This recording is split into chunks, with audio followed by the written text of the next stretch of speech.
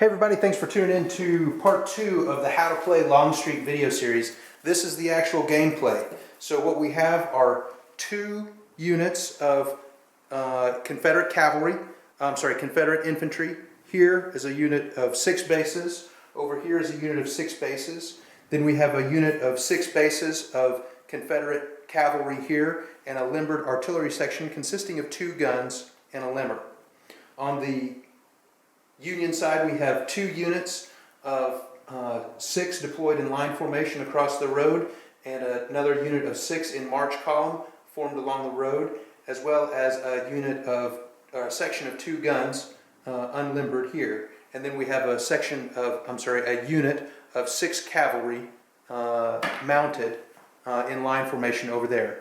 You can see that each player already has 6 cards dealt to them. We're playing face up because I'm playing solo today, and then the action deck here, and then there'll be a discard deck as well. On the other side of the table will be the broken box for removed miniatures.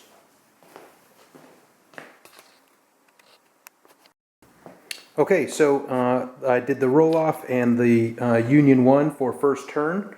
Here you have their action cards. They took 1 action card to invoke a fire phase, and then they opted to modify it with shoot the whiskers off a cat with a fire icon so they can modify their fire phase.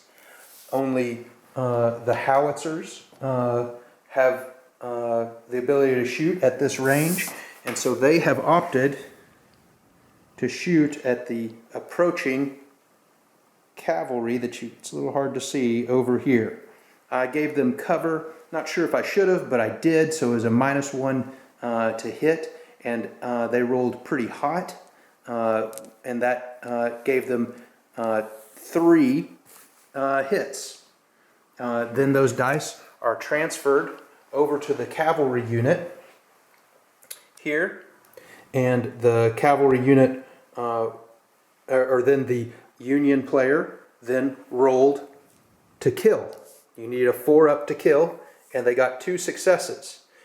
The Confederate didn't want to lose 2 bases, and therefore mitigated one of them with this morale card of 1, so they were able to remove 1, and now the Confederates have to remove 1 base of their choosing. And they're going to opt to remove this front base, so they won't be in, no, they'll remove this back base. And now, back to the Union, they can invoke another phase of the game if they so desire. Okay, so the Union have opted to invoke a movement phase in their command phase. So they can choose to either move or charge in their command phase after the fire phase is done, and they opted to do so. Again, they must invoke the phase with a single action phase, and again they opted to modify that with the quick step card. All moving units may add 2 base widths to their movement allowance. And so the cavalry will be normally moving at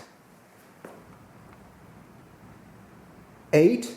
If they were in column formation, they'd get +2, but they get +2 anyway. So they get to move 10 base widths up the battlefield, and they'll probably have a little oblique to get away from that forest to set up a charge on that poor, unsuspecting Confederate line. In addition, the Union in march will start to move around this forest, and they will get since they're in column, they would normally get a basic 4, but they get +2 for being in column, and then they get another +2 to their movement because of the quick step modification. Those cards will be discarded, and you can see the Union only have 2 of their 6 cards in the hand remaining. We'll see how that turns out for them. Okay, so this is the end of the Union turn 1. They invoked a fire phase and ended up causing the Confederates to lose 1 base of cavalry, and then they invoked and they modified it with can't shoot the whiskers off a cat, and then, or can shoot the Worcester Stuffed Cat, then opted to invoke a movement phase, and they modified that with a quick step, and they were able to put +2 on all bases, and they ended up obliquing and moving the cavalry up 10 base widths, and this unit was able to move 6 base widths and still stays in march formation. This unit opted not to move, and the artillery actually prolonged 1 base width a little bit closer to the infantry so they can get a better shot on the approaching Confederate cavalry. Here we go with turn 1 Confederates. Oh, I should also note that the Union are down to only 2 cards in their hand, and the Confederates used 1 card to mitigate 1 base loss, and they have 6 cards in their hand. Here we have the discards that are discarded face up, cards that are removed from the game in the reshuffle phase. I'll place under this face down. Okay, here it is, the Confederates turn 1. They have opted to invoke an action phase, movement phase. They've foregone the firing phase because they don't have anything really in range. What they're going to do is they're going to invoke, with their command phase, they're going to invoke a movement phase, and they're going to modify it with a move out. And move out says all active units may change formation and then move in this movement phase. It must be done in that order. Each unit changes formation and then moves before the next, and may change formation and move, etc. So these guys are going to move up their 4 base widths. Since they're in line, that's all they get, and they're probably oblique over here. These guys will probably stay still and brace themselves for what they think is going to be an impending cavalry charge. This unit will change formation and go into a... actually, I bet these guys may do a flank move and try to move off to the left to open up the artillery, because they're going to change formation and put in 2 guns, and they'll be staring at the teeth of that cavalry. So, but I am going to go ahead and do this changing formation because I just want to show you how to do it. They're going to end up doing formation change by guide on, and this is going to happen by like this. He's going to make an about face, and then the guide on is going to move by 2 base widths, shift by 2 base widths. I cannot shift by more than 2 base widths. In fact, he's only going to shift by 1. And I have made a formation change. Now because of the card modification of move out, they can now move.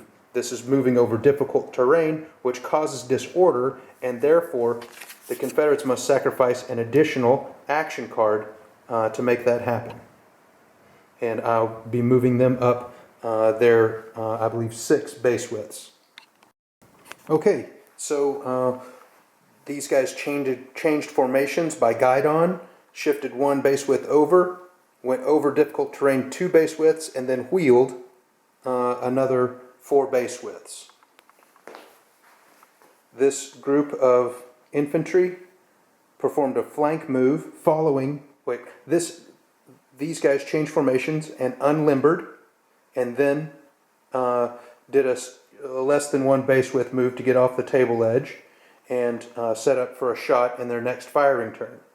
The Confederate group here ended up doing a flank move, which would half their total movement, and they did an oblique move to the rear to get out of the way of the cannons for their impending shot. Finally, the other Confederate unit performed an oblique to get out of the way of the Union artillery, but I think they still will have a shot. We'll have to endure some pretty withering fire onto them from the long-range howitzers of the Union. Okay, next up, turn 2. Okay, here we are in turn 2. It is now the Union's turn, and they have opted against doing a firing phase and have instead decided to do invoke the command phase, and they did that with a single action card, and then they modified it with a at the double card that says all charging units may add an extra 2 base widths to their movement allowance. Now cavalry move a base of a base of 8 when they are mounted in an inline formation, and the extra 2 base widths will be able to get them in contact with the Confederate line here. And they would also end up being engaged because they will end within 1 base width of the Confederate guns here. So here we go. 1, 2, 3, 4, 5, 6, 7, 8 maximum, plus 2 with the card. 1, 2 puts them in charge range of the Confederate line. So here we are after the charge movement. Again, the Union has contacted the Confederate line and they're in engagement with the cannons. They did not have to charge these guys, although they were ineligible for charge because the cavalry could only wheel 1 base width before making the charge, and they would not have been able to make contact with the cavalry. So as it stands now, the cavalry will be able to allocate dice, and the defenders would also allocate dice for defense. However, the Confederates have a card up their sleeve, and it's like a stone wall, and it says, "The defenders put up a stubborn fight. Play after the enemy has completed its charge moves, but before any rolls for combat resolution. After defending units, all defending units roll 2 extra dice in combat, although no unit may roll more than 10. So this means that all these defending units, including the guns, will be able to roll 2 extra dice. So this is 4 dice here, and 2, 4, 6, 8, 10, 12. They get to roll 10 dice. These guys get to roll 4 dice. I would say this cavalry unit is in deep shit. So here we are. We're about to start assigning dice. So everyone on the board is going to be seasoned veterans, and since they are veterans, they will, since they are seasoned, their to hit is going to be 4 or higher. So here are the veteran cavalry. They did pretty good. They got 4 hits, and they're going to allocate all their dice to the to this unit here, this unit of Confederates. Now, these guys will get to roll back. So that's the attack value is 4, all going into this. So now here's this unit trying to defend, and they're seasoned veterans, and veterans defend on a 3. So the 1s and the 2s are discarded, and this puts their total at 6. So right now they are winning this fight at 6 versus 4, and then also the cannon are going to do 6 plus 4, and they hit on 3s as well, and so that's going to be a 6, 8, 9 to 4. This ends up with the these guys losing the fight, and as a result they will have to now lose a base of their choosing, and I think they're going to actually choose this guy here, and now they roll 2d6, and they will take the lowest. No, I'm sorry, they'll take the I believe they take the lowest of the 2, but they can't retreat within 1 base width. So they take 2, and they will have to retreat 2 base widths back and stay in line formation. And this will end the Union turn. And I don't know if you can see, but the Union has no cards, so their next turn they will have to end up reshuffling and get a new hand of cards. And the Confederates still have a card, so they can potentially invoke an action.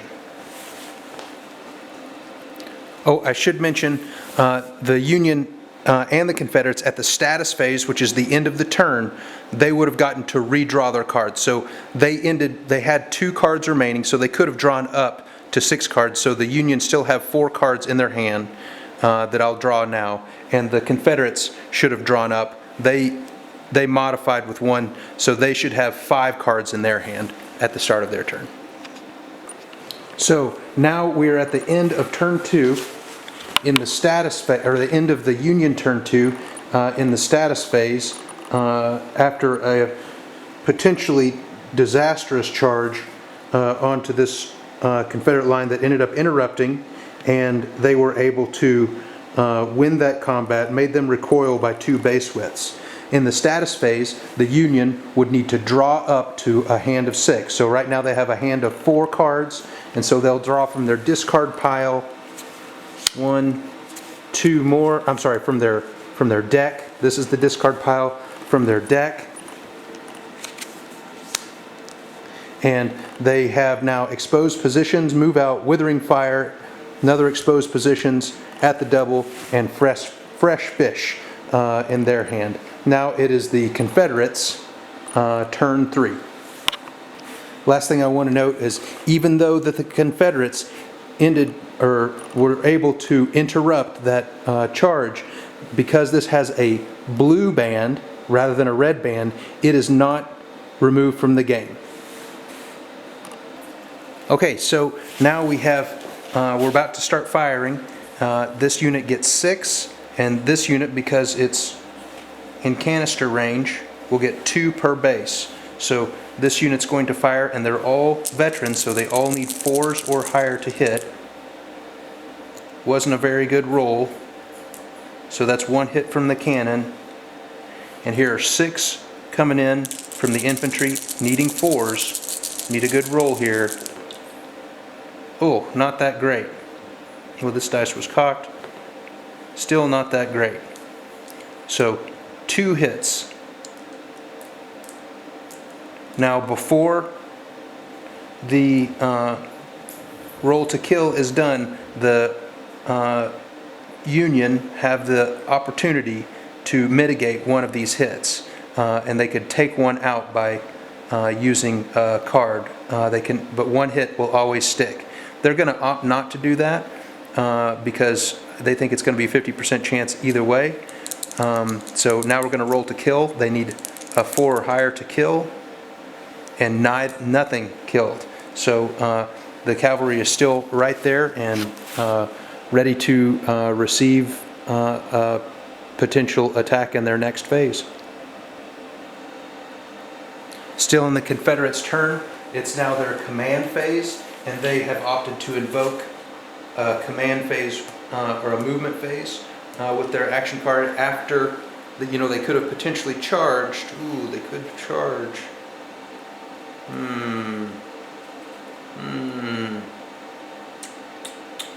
I'm gonna come back. I may redo that.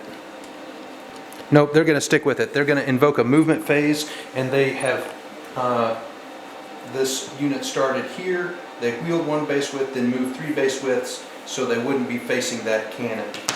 And they're gonna see what they can do over there, because the Confederates still have some tricks up their sleeve. So now this card goes to the discard pile, face up, and the Confederates have 3 cards remaining. So now they draw up to a full hand of 6. 1, 2, 3, and that goes into their hand. We're playing face up today. Ooh, we got a special one. All right.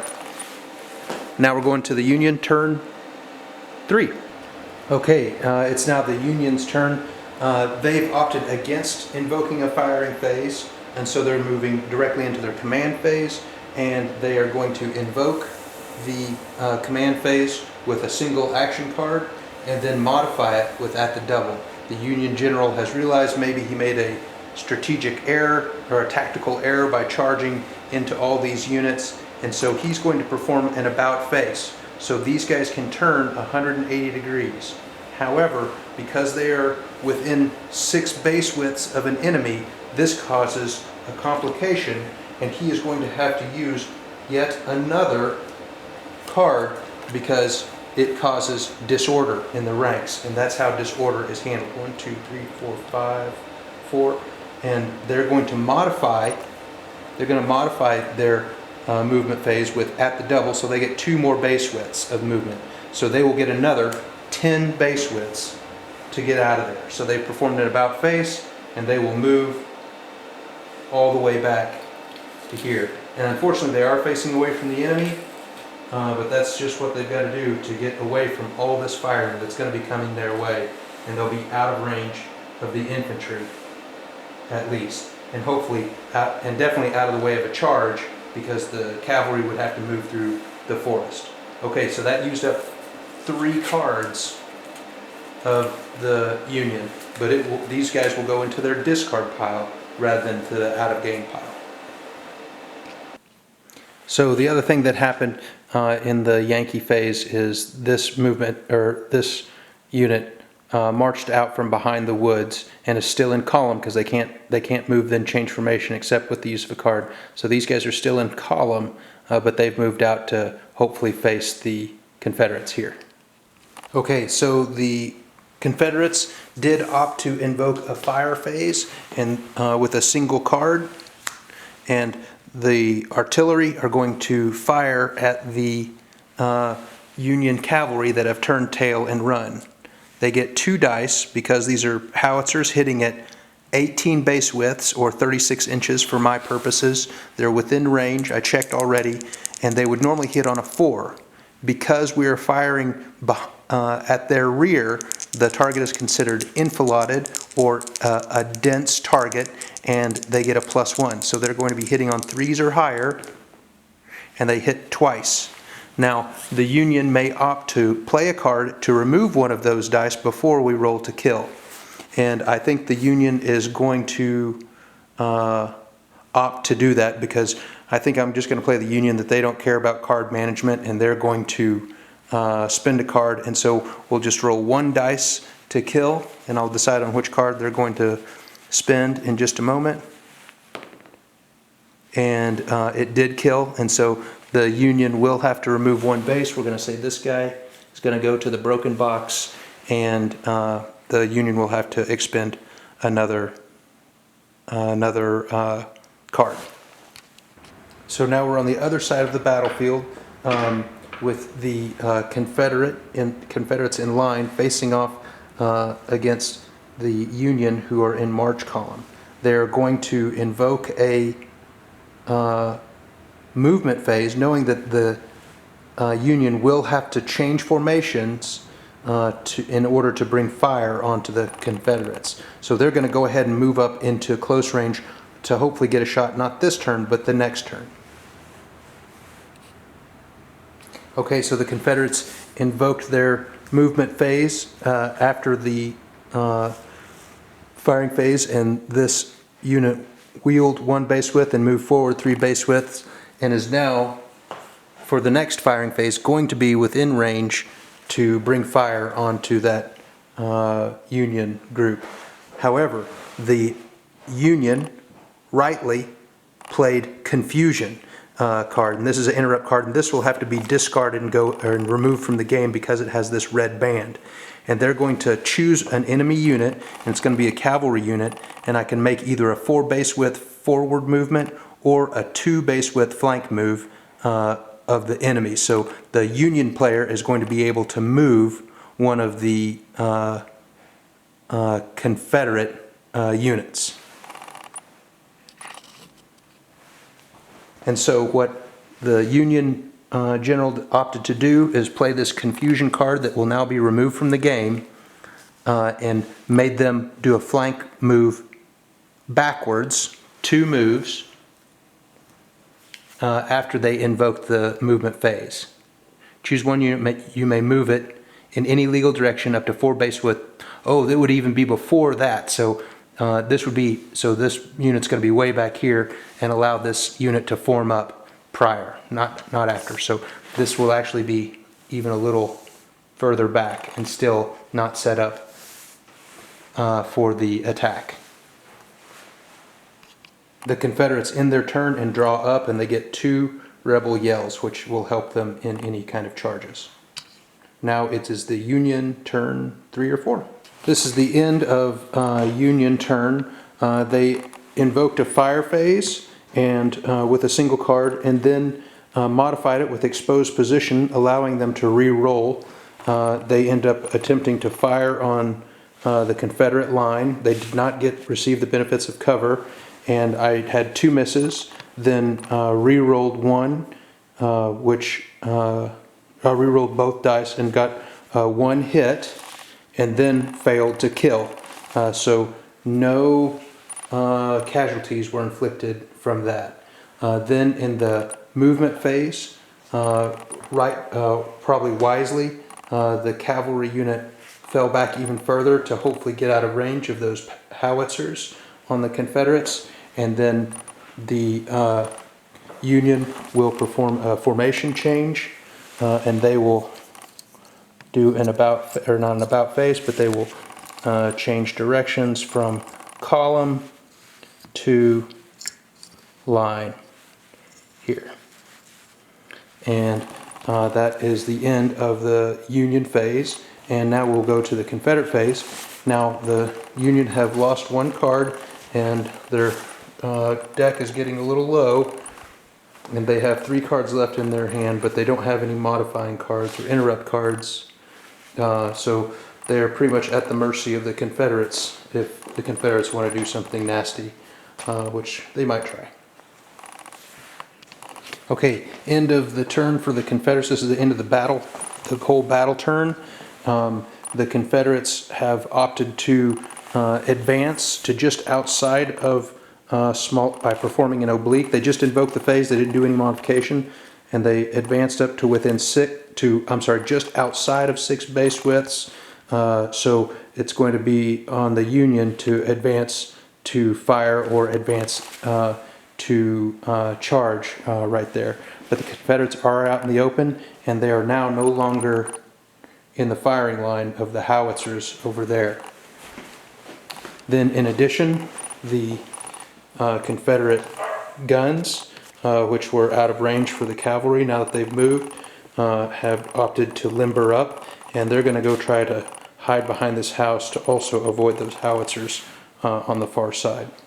The Confederate infantry changed formation into march order, and they'll be moving out to face off against those Union troops as well.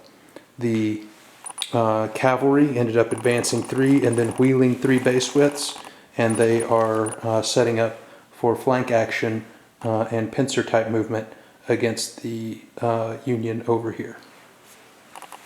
So I'm going to do a complete Union turn, and then I'll just summarize it, and that's the way I'll do all the turns from now on. Okay, here we are at the end of the next turn. I believe I was on the Union turn. When I started, they invoked a movement phase only. They did not invoke a fire phase. The guns are seeing the Confederates sneaking around over here with their cavalry, and these cavalry are basically in retreat, and so they were in march formation. They moved their full movement in march to here to kind of try to be protected by the, they have 2 more base widths they can go, so they're going to actually be all the way over here. And then the cannons change formation. These guys moved up from here, remaining in line, but they're moving along the fence line, and so they had to, the Union did have to expend 2 cards because of the disorder. Then it came to the Confederates' turn, and the Confederates expended 1 card to invoke a movement phase as their everything was out of range. This unit changed formation, getting ready to make a charge because they have some buffs to charge that the Union guys might not know about. And this unit was already in march formation.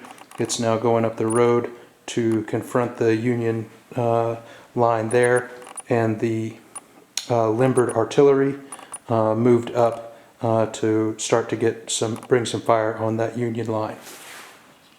This unit ended up advancing and wheeling around their 4.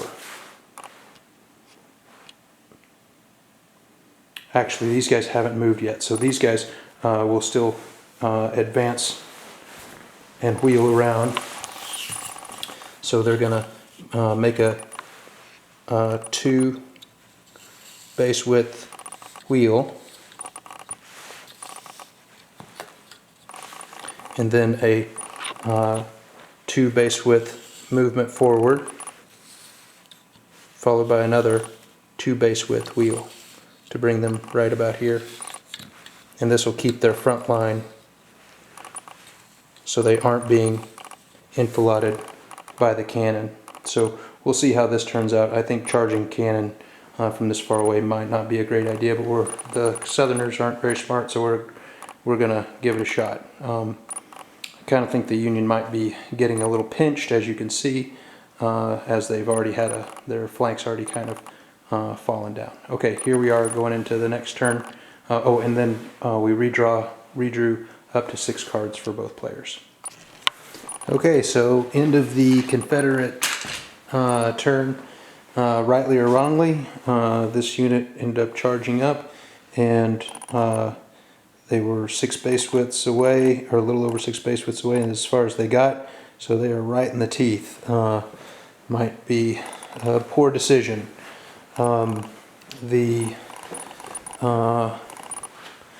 This unit marched up, and it will end up forming a line right here to face off against this line. This unit, the unlimbered, and that is as far as the Confederates got on the Union turn. The Union, if I didn't get this captured, the Union guns fired and killed 2 Confederate bases, and then on their turn they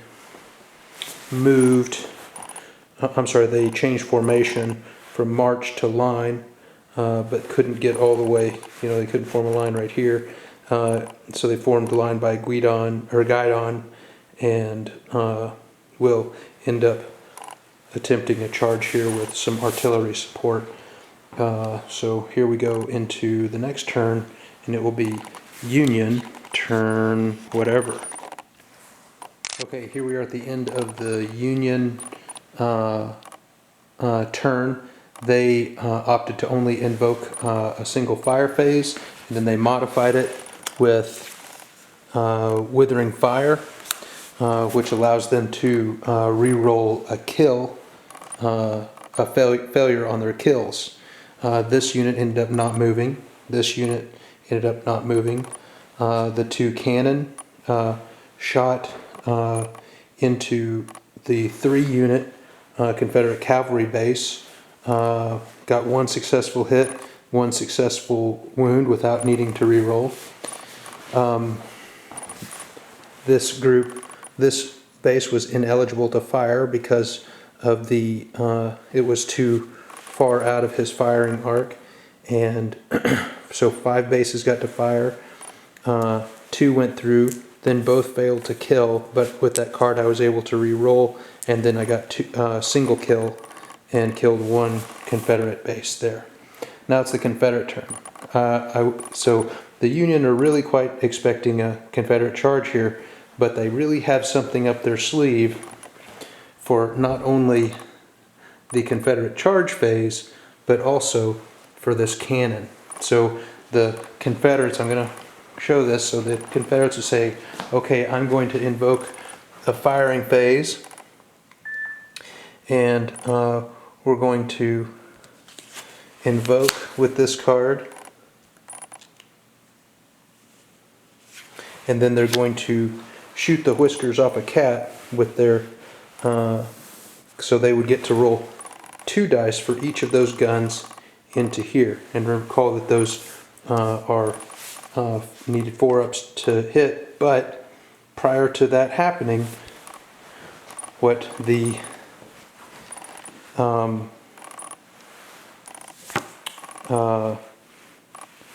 Union is going to do is play an interrupt with bad fuses. Rebel gunners puzzle over the fuses scrounged from the blockade runner. Play immediately after Confederate player invokes a fire phase. All successful hits in bombardment by Confederate artillery in this phase must be re-rolled. So all successful hits by the Confederates have to be re-rolled. So let's do that right now. So they get 4 shots right here. And so they got 3 hits and 1 miss, but these 3 hits have to be re-rolled due to bad fuses. Oh, still got 3 hits, so that's 3 wounds going on there. And these guys think that they're gonna do better in combat due to more dice getting rolled, but of course the Union have a nasty idea up their sleeve for that as well. So now I'm gonna roll to kill right here. Well, I guess the Union has the opportunity to take one of those away, even take 2 of those away. They're going to take 2 of those hits away and expend another card and take 2 hits away from that because of the morale value of 2 here. And so they will only roll 1 to kill, and it's successful at a 4, and so going to remove 1 base. So now we have 5 bases here. So we're going to move on to the Confederate next phase if they decide to invoke, which they will, and they're going to invoke that with another card of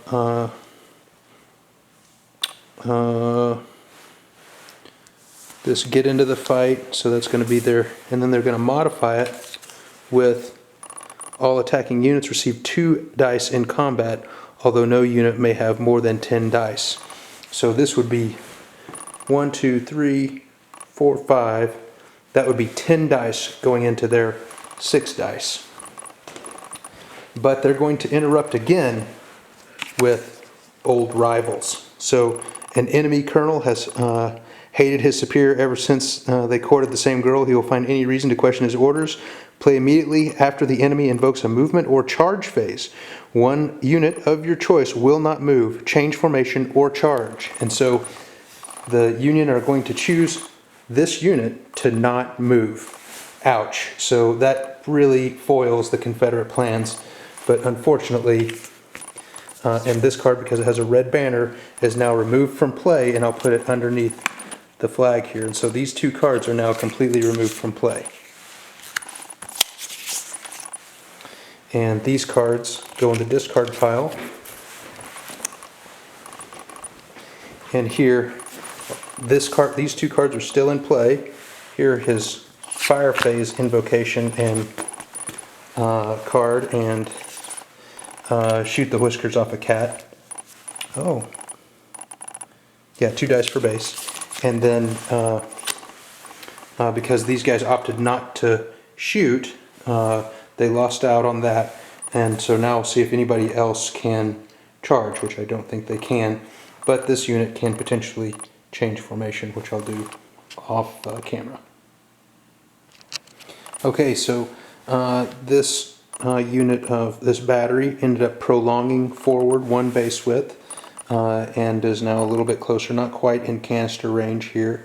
The cavalry unit, most likely wisely, ended up performing a retrograde where they didn't do an about face, they just did a flank move, half their movement allocation, which would normally be 8 base widths to 4 base widths, straight backwards. The one thing that I do like, it just seems more realistic. I've never encountered this in a horse and musket game. This unit marched along the road and then stayed in march column, but is still facing this way in march column, but is out of 6 base width. So they are just outside of range in march column, which would be bad, but they would have to be able to move then fire to get that enfilade advantage, which is kind of cool, because that's, if you've ever seen, a reenactment, they will march and then march out and then do facing change, and then be in line from a march column to bring fire on the enemy. So that's kind of a cool little mechanic there that I do like quite a bit. So now we're in the status phase. Each player will draw up cards. The Confederate player must draw 4 to bring him up to 6. And looks like we got another cold steel. So now we have 2 cold steels, we have a retrograde, we have a move out, which allows them to make fortification change or formation change and then move. There's the get into the fight, which is really good. You get double the attack dice, and like a stone wall is good for defending and a defending interrupt. And retrograde, they can flank march without having their movement. And then the Union have to get 5 new cards. Well, they get a good interrupt there. So they get the cold steel, they get exposed position, they get a lot of those. They get poor surveying. Oh, that's kind of a cool one. You can place a piece of terrain in front of somebody that's trying to charge. And then exposed position, we talked about that one several times already. And then get into the fight is also a pretty good one. All right, so now we're going on to Union. The next turn for the Union, the next full turn for the battle. Okay, the Union phase saw this fire phase get invoked, and they invoked it with a card and then modified it with exposed positions. They were able to roll 5 dice again and only hit with 2 of them, hitting on 4-ups, and then rolled to kill. Failed both roll to kill rolls, but was able to re-roll it due to exposed positions, and failed again. So they are in trouble for the upcoming Confederate charge. Then they invoked a movement phase. These guys did not move. The 4-gun battery limbered, and the cavalry unit wheeled and then advanced because they're feeling a little bit better about only facing 2 Confederate cavalrymen. All right, now we're going into the Confederates' turn. All right, so it's getting ugly now. The rebels ended up firing the cannon into that. Got with a bombardment shot because it's greater than 6 base widths away. It was, and scored 1 hit on a 4-up, and then were rolled to kill and failed to kill on a 4-up. That was the only firing portion of the firing phase, and then in the command phase they opted to move by invoking the phase with the action card, and then modified it with cold steel. I'll talk about the cold steel in just a second. In the movement phase, the artillery, which never gets smoke placed, they prolonged 1 base forward, so that's their current position.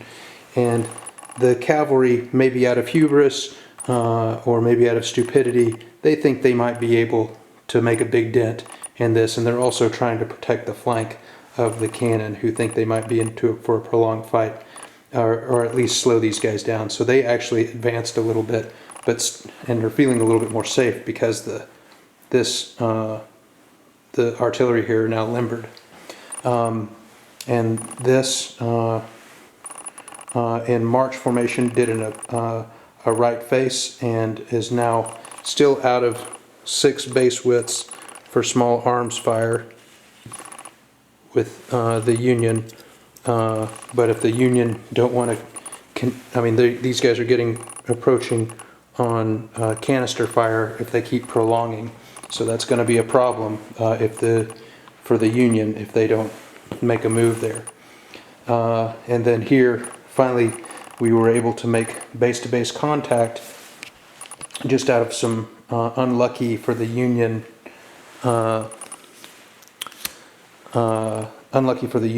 shooting. I removed the smoke for clarity, and with that cold steel, those Confederates now, all attacking units receive an extra two dice in combat, although no unit may have more than 10 dice. Oh, so the whole unit. So that would be, I thought it was going to be 10, but it's actually 5 plus 2 dice. And then that's less good. And then the Union will be attacking back with 6 dice. Now remember, these are all seasoned veterans, so these guys, since they're veterans, they will successfully defend on a 3-up. Oh, that's a really good roll. That's 5 successes, and then unfortunately the Confederates are veteran or seasoned, so they're a little bit more cautious when they're attacking. Oh shit, they only get 3. Oh, this is bad. So these guys lose the fight, and so they have to remove 1 base, and then now have to fall back, choosing the lowest, which is a 4. So they have to fall back 4 base widths directly away from the enemy. This is not good.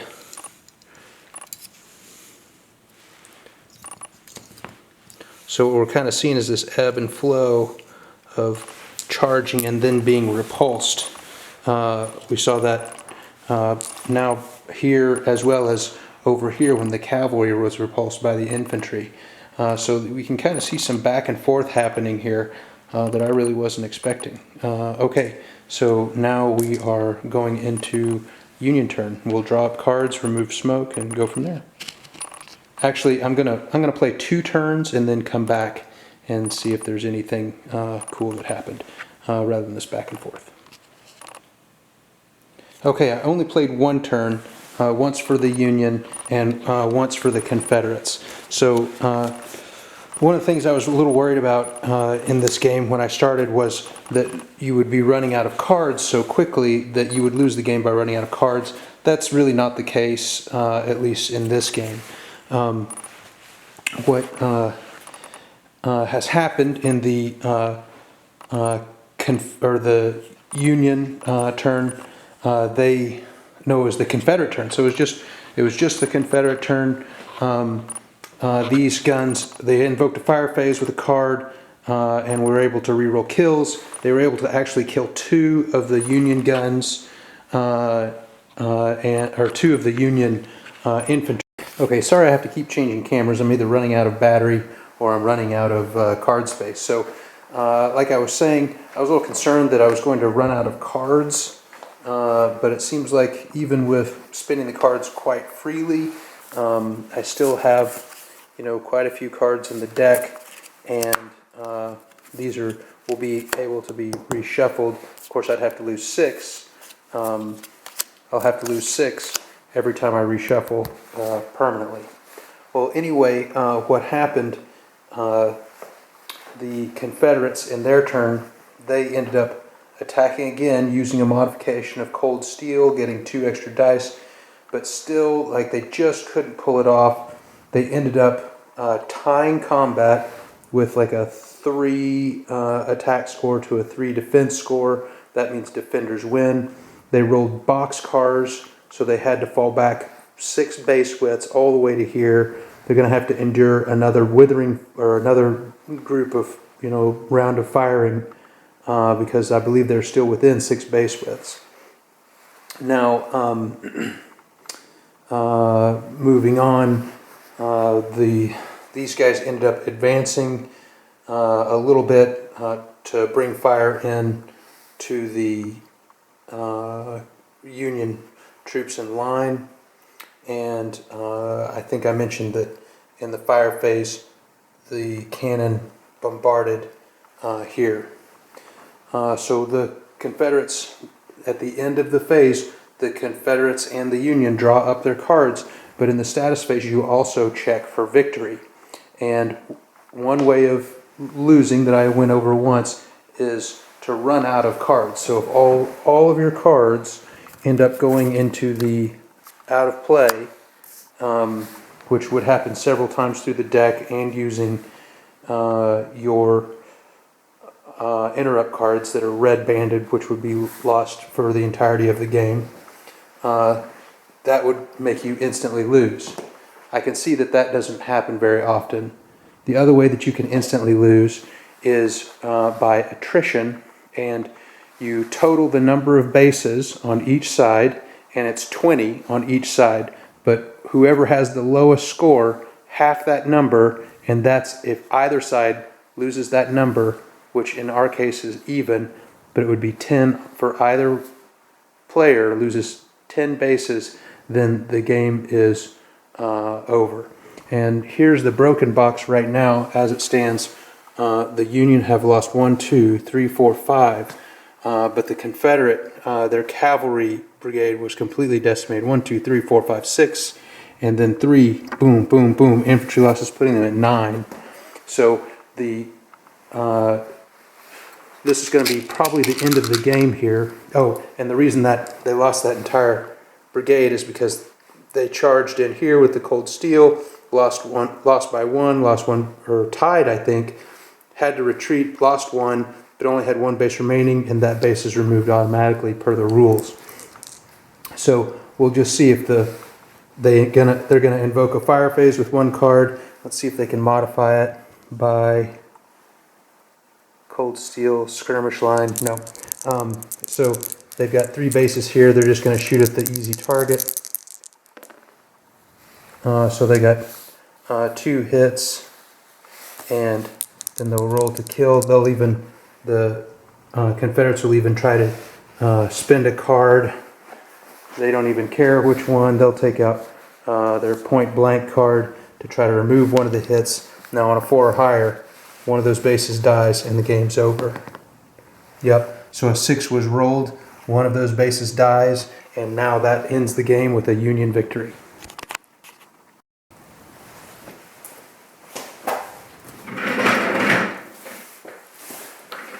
Okay, everybody. Hey, thanks a lot for tuning in. That was, I gotta say, I haven't played war games by myself before very frequently, but that was it was okay. It was very playable solo, actually. You just kind of had to ignore what the other person had in their hand, which makes a fog of war when you're playing solo a little easier to think about. Like, what would I do not knowing what the other guy has in his hand? And I think, actually, I wasn't planning on talking about this, but the solo playability of Longstreet's actually pretty good, I guess, for my first time ever playing a war game solo.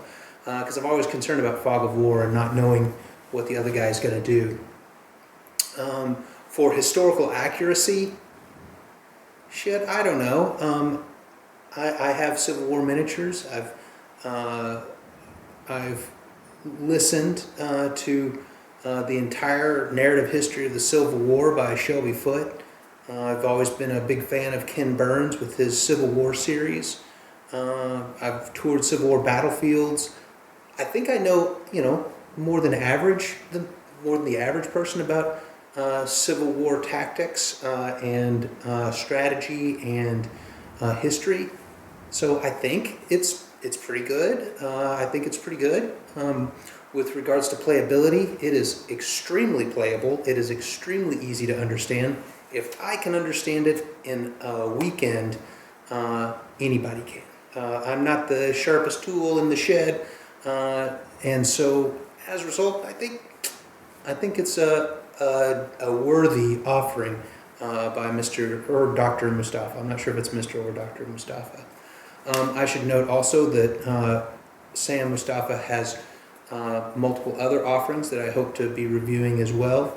I'm looking forward to playing this game again. I'm going to be using it in the 25, 28 millimeter that I have, but also my friend Jason has gotten the 15 millimeter Warlord Epic miniatures that we're going to try to play. The bases look a little weird, but I think that'll work out really well.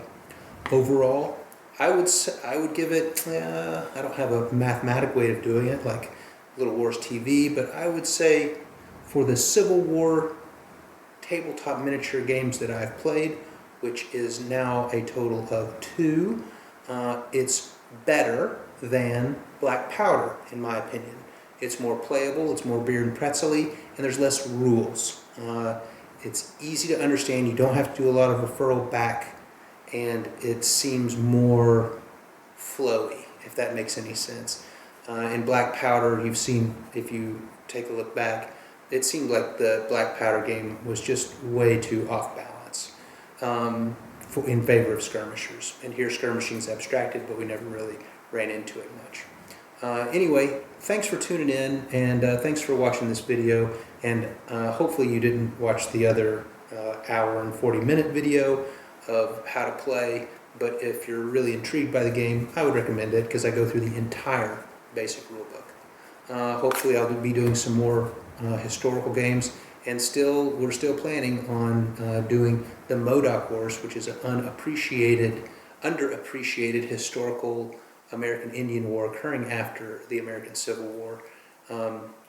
Thanks again for tuning in. I may see you guys at the LVO, and hope for you guys cheer for me. Have a great day. Happy wargaming, and I'll see you out there.